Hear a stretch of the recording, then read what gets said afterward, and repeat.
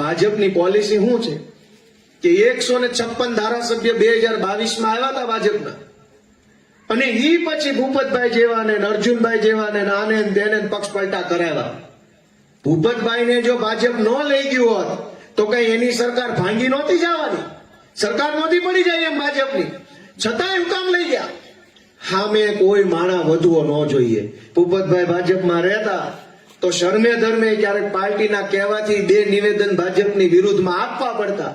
ઈ શરમ ધર્મના 2 નિવેદન એ ભાજપને સાંભળવા નથી ગમતા ને, એટલે એને કીધું કે લઈ લો, જે ભાવે આવે એ ભાવે. ટેકાના ભાવે ઉપાડ્યા, વગર રજીસ્ટ્રેશન માલ લઈ લીધો. રજીસ્ટ્રેશન નહીં કરાવવાનું. હું કામ? હામો માણસ વધવો ન જોઈએ. અને બીજી શું એનું કારણ છે ખબર છે તમને?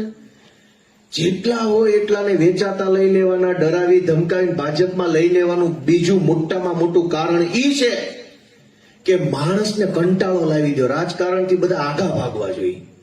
આ બહુ રસ લેવા માંડ્યા છે ને, એમાં ભાજપની વિરુદ્ધમાં હાલે છે. જેને હોય એને ખરીદો, જેને હોય એને જેલમાં પૂરો. ગામ કંટાળી જાય, ગામ હરેલી જાય, ગામ આઘાતમાં આવી જાય, ગામ અંદરથી થાકી જાય. મૂકો લપ પડતી કોઈ પાર્ટી નહીં ભાઈ, હું મારી વાડીએ છું, મન ન બોલાવતો મીટિંગમાં કોઈ નહીં. થાય કે નહીં?